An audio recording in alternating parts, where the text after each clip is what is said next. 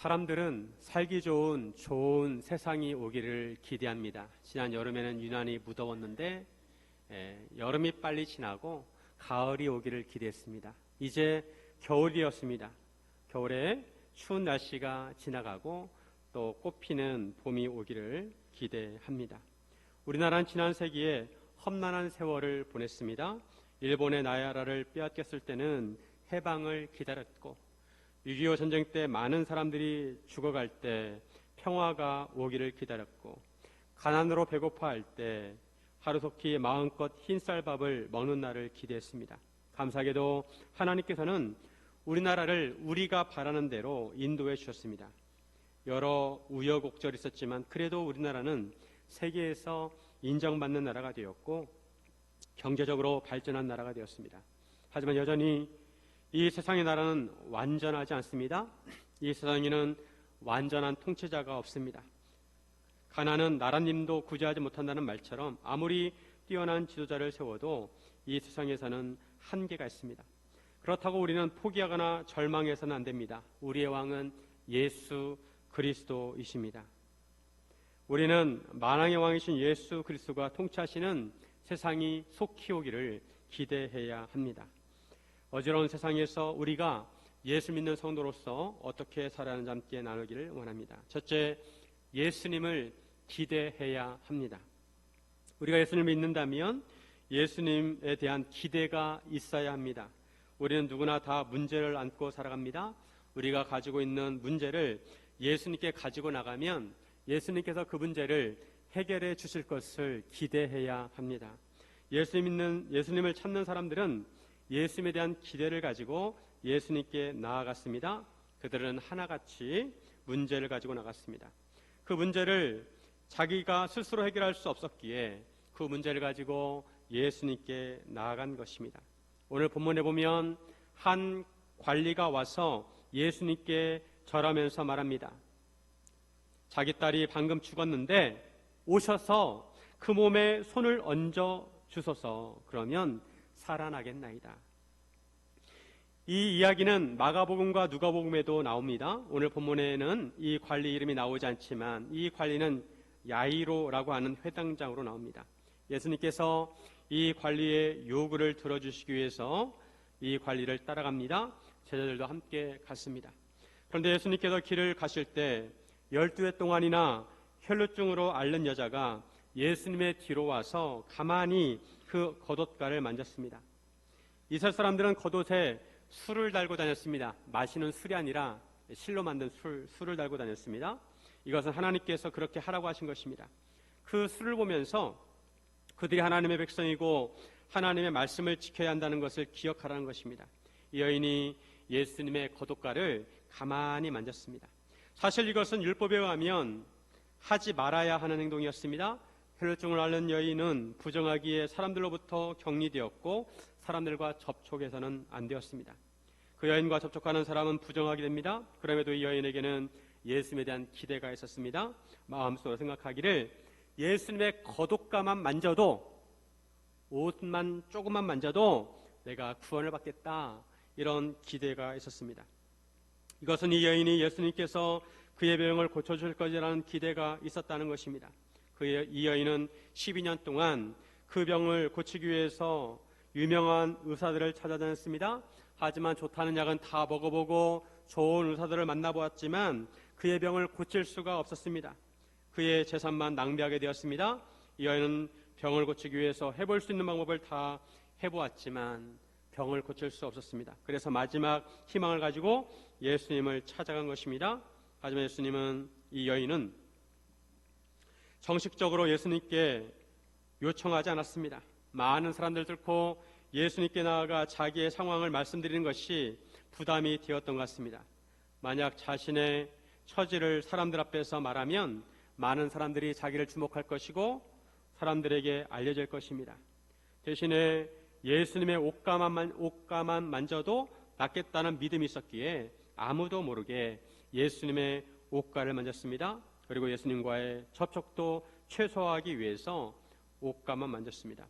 그런데 갑자기 예수님께서 그 여자를 돌아보시면서 말씀하십니다. 딸아, 안심하라.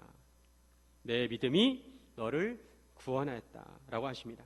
예수님께서 이 모든 상황을 알고 계셨습니다. 다른 복음서에 보면 좀 더 자세하게 나오는데 마태는 핵심만 기록하고 있습니다. 이 여인은 예수님의 옷가만 만져도 자기 병이 나을 것이라는 기대를 하였고 그 기대를 가지고 옷가만 만졌습니다. 예수님께서는 그 여인의 믿음을 보시고 구원을 선포하십니다. 그 즉시 그 여인이 구원을 받았습니다. 그 여인의 기대대로 문제가 해결되었습니다. 육체의 질병만 치유받은 것이 아니라 구원도 받았습니다. 예수님께서는 12년 동안 혈루병으로 고생한 여인을 고치시고 나서 관리의 집에 드디어 도착을 합니다. 그 집은 초상집이었습니다. 한쪽에서는 피리 부는 자들과 떠드는 무리가 있었습니다. 그 당시 장례 문화를 보면 사람들을 사가지고 일부러 곡을 하게 했습니다. 그런데 예수님께서 그들에게 말씀하시기를 물러가라, 이 소녀가 죽은 것이 아니라 잔다고 하십니다. 그러자 그들이 비웃었습니다. 아무리 유능한 사람이라 하더라도 죽은 사람을 어떻게 할 수 없다고 생각을 한 것입니다. 예수님께서는 그 무리를 내보내시고 들어가셔서 소녀의 손을 잡으셨습니다. 그러자 그 소녀가 일어났습니다. 죽었던 소녀가 다시 살아나게 된 것입니다. 회당장 야이로는 예수님께서 그의 죽은 딸을 살리실 것이라는 기대를 하였기에 예수님을 찾아가 요청을 했습니다. 예수님께서는 그 기대대로 그의 집에 가셔서 죽은 소녀를 살리셨습니다. 마태복음에서 처음으로 죽은 자를 살리셨습니다. 아주 대단한 일이 일어나게 된 것입니다. 예수님께서 사역을 시작하시면서 마태복음 5장부터 7장까지는 산상수훈을 말씀하셨습니다. 그리고 8장과 9장에서는 예수님의 권세를 보여주십니다. 예수님께서 병든 자를 치유하시고 귀신을 내쫓으시고 풍랑을 잔잔하게 하시고 또 죽은 자를 살리셨습니다. 이렇게 하심으로 예수님에게는 병을 고칠 수 있는 권세가 있다는 것을 보여주셨고 악한 영을 제압하는 권세가 있으시고 자연을 다스리시는 권세가 있으시고 죽은 자를 살리시는 권세가 있다는 것을 보여주신 것입니다. 예수님께서 참 사람이시고 참 하나님이신데 참 사람으로서 하나님의 능력을 제한할 때도 있으시지만 참 하나님으로서 예수님의 권세를 보이신 것입니다. 우리가 예수를 믿는다면 하늘과 땅의 권세를 가지신 예수님을 기대해야 합니다. 예수님께서 제자들에게 지상명령을 내리실 때 이런 말씀하셨습니다. 마태복음 28장 18절 예수께서 나와 말씀하여 이르시되 하늘과 땅의 모든 권세를 내게 주셨으니 하늘과 땅의 모든 권세를 내게 주셨으니 예수님께서 하늘과 땅의 모든 권세를 가지셨다는 것입니다. 예수님께서는 땅뿐만 아니라 하늘을 통치하고 계십니다. 인간의 생명과 인간의 역사와 나라와 권세까지도 다 주관하십니다. 그러기에 우리는 예수님께서 나의 문제를 충분히 해결해 주실 것이라는 것을 기대해야 합니다. 믿는다는 것은 기대하는 것입니다. 우리가 누군가를 찾아가 도움을 요청하는 것은 그 사람이 나의 문제를 해결해 줄 것이라는 기대를 하기 때문에 그렇게 하는 것입니다. 우리가 예수를 믿는다면 예수님께서 나의 문제를 해결하실 수 있다는 기대가 있어야 합니다. 예수님에게는 능력과 권세가 있으십니다. 그래서 나의 문제를 능히 해결해 주실 수 있습니다. 질병 문제, 가족 문제, 경제 문제, 진로 문제, 자녀 문제, 관계 문제 등 어떤 문제라도 예수님께서 능히 해결해 주실 수 있습니다. 문제는 우리가 예수님을 믿는다고 하면서도 우리의 문제를 맡기지 않는다는 것입니다. 그저 우리가 끌어안고 우리가 해결해 보려고 안간힘을 씁니다. 하지만 우리는 우리의 문제를 예수님께 맡길 수 있어야 합니다. 예수님께 간구해야 합니다. 예수님, 저에게 이런 문제가 있는데 제 문제를 해결해 주세요. 기도해야 합니다. 사실 회당장 야이로가 이처럼 예수님께 절을 하면서 간구하는 것은 유대인들 사이에서 비난받는 일이었습니다. 그 당시에 유대인 지도자들은 예수님에 대해서 적대적이었습니다. 그럼에도 회당장이 예수님께 간구한 것은 유대인들에게 비난받는 것을 각오한 것입니다. 우리가 머리로는 예수님께서 모든 문제를 해결해 주실 수 있다는 것을 알면서 예수님께 문제를 맡기지 않는 것은 실질적인 믿음이 없기 때문입니다. 우리는 머리로만 믿어서는 안 되고 마음으로 믿어야 합니다. 예수님께서 내 문제를 해결해 줄 수 있다는 실질적인 믿음을 가져야 합니다. 예수님께서 내가 나를 믿느냐라고 물으시는 것은 내가 나를 기대하느냐라고 물으시는 것입니다. 우리에게 예수님을 기대하는 마음이 있어야 합니다. 사실 우리는 큰 문제나 작은 문제나 모든 문제를 예수님께 맡겨야 합니다. 왜냐하면 예수님께서 우리 인생의 주인이시고 모든 것을 결정하시는 주권자이시기 때문입니다. 우리가 가지고 있는 문제가 있다면 예수님께 맡기시기 바랍니다. 여러분은 어떤 문제를 가지고 있습니까? 한 주간 동안 그 문제를 주님께 맡기시기를 바랍니다. 기도하시길 바랍니다. 예수님께 간구하시기 바랍니다. 주님, 이 문제를 해결해 주옵소서. 물론 우리가 기도한다고 우리의 기도대로 다 이루어지는 것은 아닙니다. 기도응답은 주님의 뜻대로 하실 것입니다. 다만 중요한 것은 먼저 우리가 예수님께 기대를 하고 우리 문제를 맡기는 태도입니다. 예수님께서 우리에게 가장 좋은 것을 주시고 가장 좋은 길로 인도하신다는 것을 기대해야 하는 것입니다. 사랑하는 성도 여러분, 예수님께 기대하시기를 주님의 이름으로 축원드립니다. 둘째, 예수님을 통해 새로운 세상을 보아야 합니다. 예수님께서 우리에게 오신 것은 우리에게 새로운 세상을 보여주시기 위함입니다. 우리는 예수님을 통해 새로운 세상을 보아야 합니다. 예수님께서 그곳에서 떠나가실 때 두 시각장애인이 예수님을 따라오면서 소리를 질렀습니다. 다윗의 자손이여 우리를 불쌍히 여기소서라고 합니다. 예수님께서 집으로 들어가시자 시각장애인들도 집 안으로 따라 들어왔습니다. 그래서 예수님께서 그들에게 물으십니다. 내가 능히 이 일을 할 줄을 믿느냐? 내가 너희의 눈을 능히 뜨게 할 줄을 믿느냐? 예수님께서 병자를 고치실 때 믿음을 확인하셨습니다. 내가 나를 믿느냐? 내가 나를 기대하느냐? 예수님께서는 믿음과 기대를 요구하셨습니다. 그러자 그들은 주여 그렇습니다 라고 대답했습니다. 예수님께서 그들의 눈을 만지시면서 너희 믿음대로 되라고 하셨습니다. 그러자 그들의 눈이 밝아졌습니다. 그들의 눈에 빛이 들어오면서 예수님의 얼굴이 들어왔습니다. 예수님께서는 그들에게 심히 경고하시면서 삼가 아무에게도 말하지 말라고 하셨습니다. 하지만 그들은 나가서 예수님의 소문을 그 온 땅에 퍼뜨렸습니다. 예수님께서 이처럼 예수님께서 눈을 고쳐주신 것을 알리지 말라고 하신 것은 예수님의 사역에 방해가 되지 않도록 하기 위함입니다. 예수님께서 물론 병자들을 치유하시지만 예수님의 중심 사역은 십자가 사역이었습니다. 눈을 뜬 사람들은 예수님의 당부가 있었지만 말하지 않을 수가 없었습니다. 왜냐하면 그들은 신세계를 보았기 때문입니다. 그동안 아무것도 보이지 않았습니다.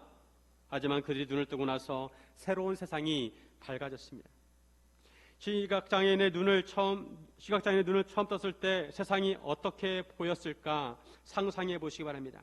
시각장애인들이 색깔을 알 수 있을까요?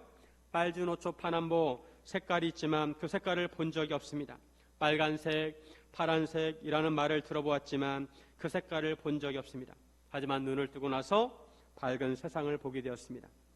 그전에는 아무것도 보이지 않고 캄캄한 세상이었습니다. 사람들의 목소리는 들었지만 그들의 얼굴을 볼 수가 없었습니다.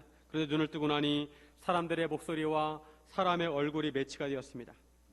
모든 것이 새롭고 신기했습니다. 시각장애인들은 예수님을 통해서 새로운 세상을 만나게 되었습니다. 회당장 야이로도 예수님을 통해서 새로운 세상을 만났습니다. 예수님이 아니었다면 어린 딸을 먼저 보내야만 했습니다. 다시는 어린 딸의 눈을 마주할 수가 없었습니다. 하지만 예수님께서 죽은 딸의 손을 잡으시자 그 딸이 살아나게 된 것입니다. 예수님께서 달리다굼라고 하시자 죽은 딸이 일어나게 되었습니다. 죽었던 소녀는 새 생명을 얻게 된 것입니다. 죽은 딸이 살아남으로 야이로는 딸의 손을 잡고 함께 걸을 수 있게 되었고 함께 맛있는 식사를 하며 이야기를 나눌 수 있게 되었고 함께 웃을 수 있게 되었습니다. 만약 딸이 그대로 죽었다면 야이로에게는 그런 세상이 없었을 것입니다. 슬픔의 세상이 이제 기쁨의 세상이 되었습니다. 예수님을 통해서 새로운 세상을 만나게 되었습니다. 12의 혈루증을 앓는 여인도 예수님을 통해서 새로운 세상을 살게 되었습니다. 그동안에는 혈루증으로 인해서 사람들에게 다가갈 수가 없었습니다. 자기도 다른 사람들처럼 함께 이야기를 나누고 또 함께 웃고 떠들고 싶었습니다. 하지만 그것은 사치에 가까웠습니다. 그런데 예수님을 통해서 그의 병이 치유되었습니다. 이제 다른 사람들처럼 자기도 다른 사람들에게 다가갈 수가 있었고 친구들과 함께 담소를 나눌 수가 있게 되었습니다. 다른 사람들에게는 평범한 일상이지만 그녀에게는 꿈만 같은 생활이었습니다. 이제 예수님을 통해서 그런 삶을 살 수 있게 되었습니다. 새로운 삶을 살게 되었습니다. 예수를 만난 사람은 하나같이 새로운 세상을 만납니다. 이번에는 귀신 들려서 말을 하지 못하는 사람을 예수님께 데려옵니다. 보통 말을 하지 못하는 사람은 청각장애를 가지고 있습니다. 귀로 듣지 못하니까 말도 하지 못하게 됩니다. 그런데 오늘 본문에서 말을 못하는 사람은 그 원인이 귀신이 들렸기 때문입니다. 예수님께서는 그에게서 귀신을 쫓아내셨습니다. 그러자 그가 말을 하였습니다. 말을 하고 싶은데 말을 하지 못하면 얼마나 답답하겠습니까? 그런데 귀신에게 억압되어서 말을 하지 못했습니다. 예수님께서 귀신을 쫓아내시자 그는 자유롭게 말할 수 있게 되었습니다. 그는 이제 자유롭게 말을 하게 되었습니다. 김창옥 토크쇼의 김창옥 교수의 아버지는 청각장애인이었다고 합니다. 언젠가 김창옥 교수의 아버지가 귀를 수술한 다큐를 본 적이 있습니다. 김창옥 교수의 아버지는 귀를 수술받고 나서 한 첫 번째 마디가 들린다, 들려였습니다. 우리는 듣는 것이 당연하다고 생각하지만 김창옥 교수의 아버지는 늦은 나이에 처음으로 듣게 된 것입니다. 아무것도 듣지 못하는 세상을 살다가 이제 소리를 듣는 세상에서 살게 되었습니다. 소리를 듣지 못하는 사람이 소리를 듣게 되면 신세계를 만난 것입니다. 새로운 세상을 사는 것입니다. 우리도 시각장애인들이 예수님을 통해서 새로운 세상을 보는 것처럼 새로운 세상을 보아야 합니다. 예수님께서는 우리가 영적인 눈을 뜨기를 바라십니다. 새로운 세상을 보기를 바라십니다. 하나님께서는 인간을 죄와 사망으로부터 구원하시기 위해서 메시아를 보내시기로 약속하셨습니다. 메시아로 오신 예수님께서는 하나님의 예언대로 시각장애인의 눈을 뜨게 하시고 듣지 못하는 자를 듣게 하셨습니다. 이것은 예수님께서 바로 메시아 그리스도이심을 보여주신 것입니다. 이사야 35장 5절과 6절에 보시면 그때 맹인의 눈이 밝을 것이며 못 듣는 사람의 귀가 열릴 것이며 그때 저는 자는 사슴같이 뛸 것이며 말 못하는 자의 혀는 노래하리니 이는 광야에서 물이 솟겠고 사막에서 시내가 흐를 것임이라. 이사야 선지자가 메시아에 대해서 예언한 말씀입니다. 예수님께서 이 말씀을 성취하셔서 시각장애인의 눈을 뜨게 하시고 청각장애인의 귀를 열게 하시고 말 못하는 자로 하여금 말하게 하셨다는 것입니다. 예수님께서 우리에게 주시고자 하는 새로운 나라는 여기에서 멈추지 않습니다. 눈먼 자의 눈을 뜨게 하고 못 듣는 자의 귀를 듣게 하시는 것으로 끝나는 것이 아니라 우리를 죄와 사망으로부터 자유롭게 하십니다. 하나님께서는 처음과 마지막이십니다. 알파와 오메가이십니다. 그리고 새하늘과 새 땅을 창조하신다고 하십니다. 이전 것은 기억나거나 마음에 생각나지 아니할 것이라고 하십니다. 우는 소리와 부르짖는 소리가 이제는 기뻐하는 소리와 즐거운 소리가 될 것이라고 하십니다. 이사야 65장 25절에 이리와 어린 양이 함께 먹을 것이며 사자가 소처럼 즙을 먹을 것이며 뱀은 흙을 양식으로 삼을 것이니 이 나의 성산에서는 해함도 없겠고 상함도 없으리라. 여호와께서 말씀하시니라. 사자가 소를 잡아먹는 것이 아니라 즙을 먹습니다. 어린아이가 독사의 굴에 손을 넣어도 해를 받지 않습니다. 하나님께서 이런 세상을 만들기 원하십니다.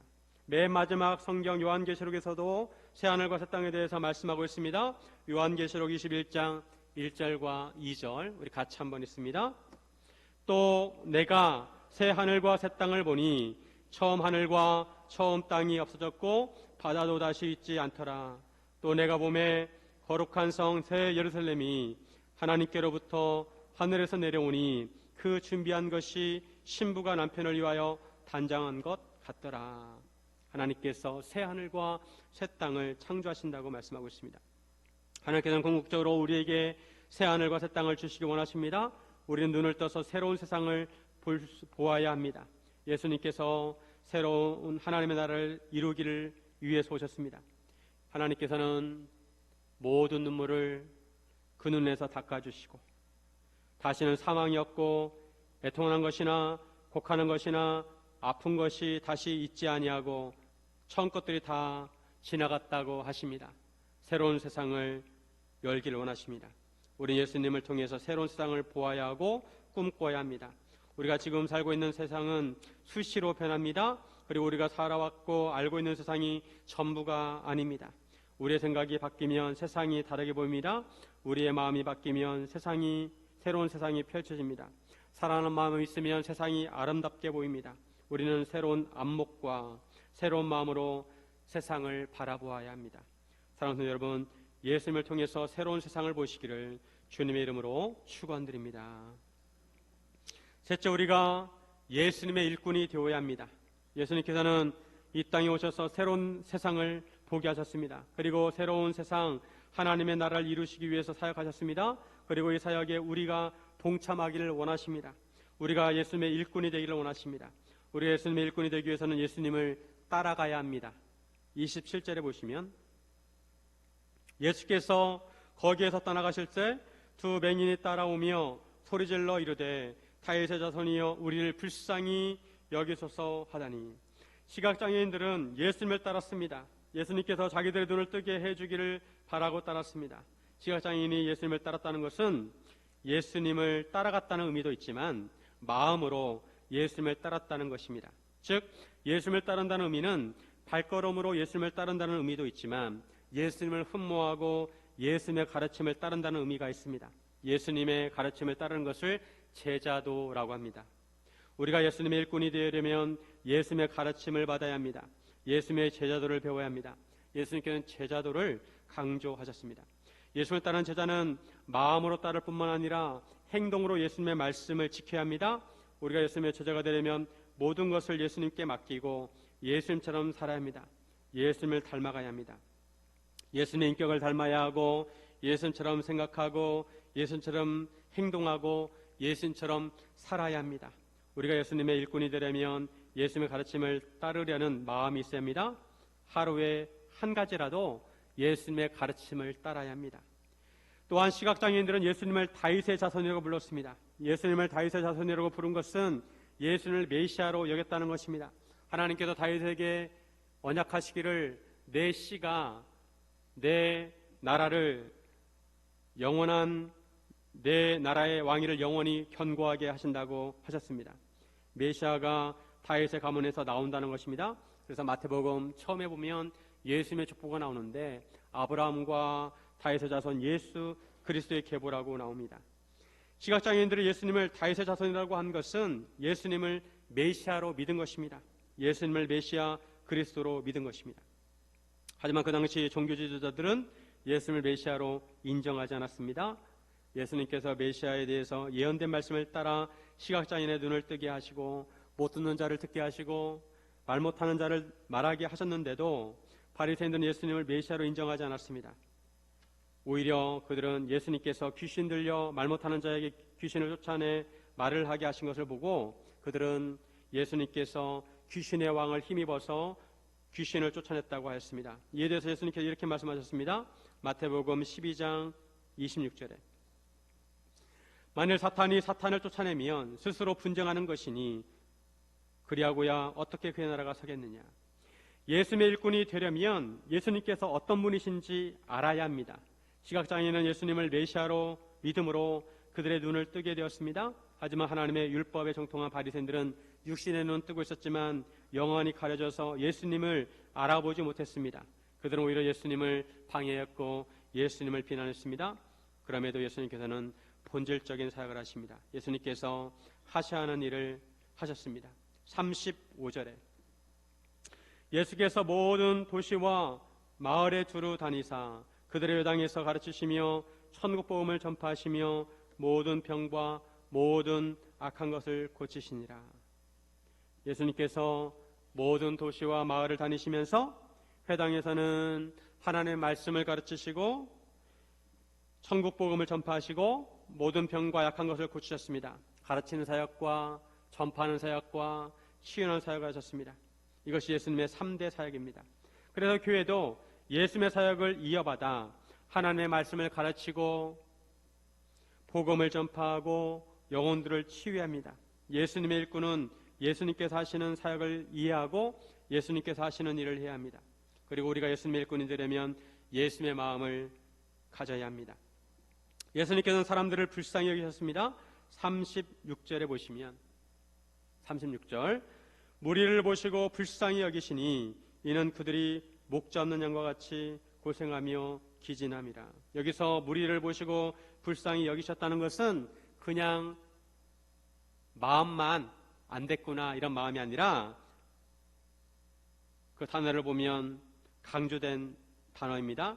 옛날 개약 한글판에 민망히 여기셨다 이렇게 되어 있습니다. 민망히 여기셨다. 민망히 여긴다는 것은 한마디로 애가 탄다는 것입니다. 부모가 자녀가 잘못되었을 때 애가 타는 것처럼 예수님께서 사람들을 보시고 애가 탔다는 것입니다. 여기서 애는 간이나 창자 등 장기를 말합니다. 애가 떨어진다는 것은 간이 떨어졌다는 것이고 애가 끓는다는 것은 창자가 끊어진다는 것입니다.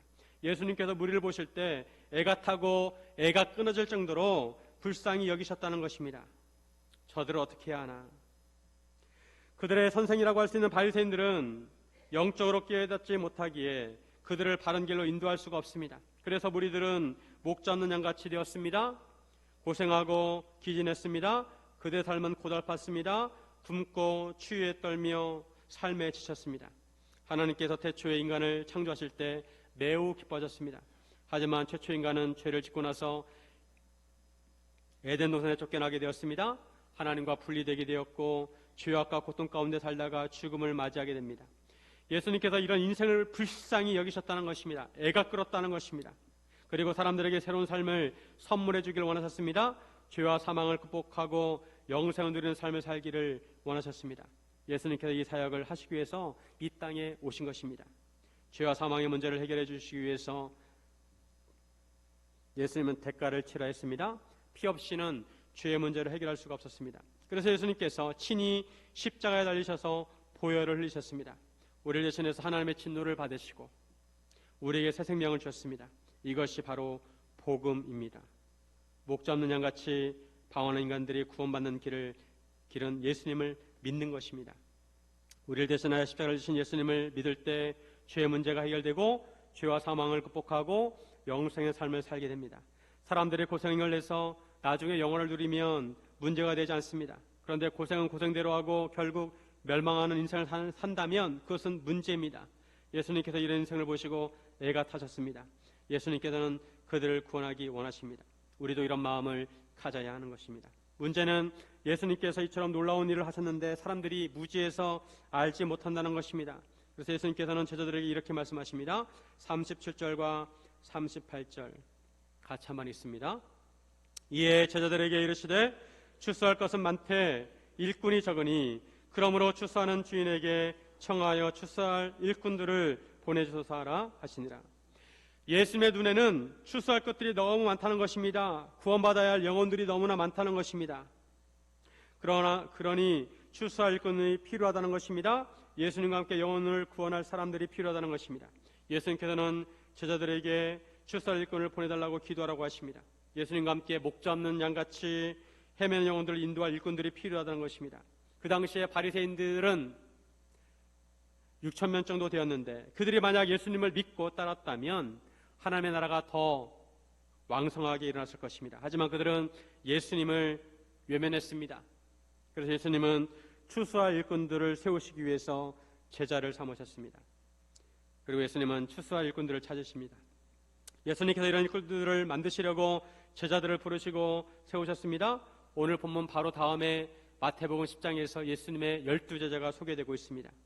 예수님께서 이 땅에 하신 중요한 사역이 두 가지가 있는데 하나는 십자가 사역이고 또 하나는 제자를 세우는 사역입니다. 예수님께서는 지금도 추수할 일꾼을 찾으십니다. 예수님과 함께 사역할 일꾼을 찾고 계십니다. 예수님과 함께 새로운 나라를 세울 일꾼들을 찾고 계십니다. 하나님의 나라를 위해서 사역할 일꾼들을 찾으십니다. 우리가 어디로 가야 할지 모를 때 눈을 잠시 감았다가 다시 뜨시기 바랍니다. 그리고 예수님을 바라보시기 바랍니다. 귀를 잠시 막았다가 다시 들으시기 바랍니다. 주님의 음성을 들으시기 바랍니다. 우리는 예수님을 기대합니다. 예수님께서 우리의 문제를 해결해 주실 것을 기대해야 하고, 예수님께서 새로운 나라를 세우실 것을 기대합니다. 예수님께서 하나님 나라를 세우실 것을 기대합니다. 우리를 죄와 사망으로부터 구원하시고 천국에서 영생을 누릴 것을 기대해야 합니다. 이를 위해 지금은 우리가 예수님의 일꾼이 되어야 합니다. 사랑하는 여러분, 예수님의 일꾼이 되시기를 주님의 이름으로 축원드립니다.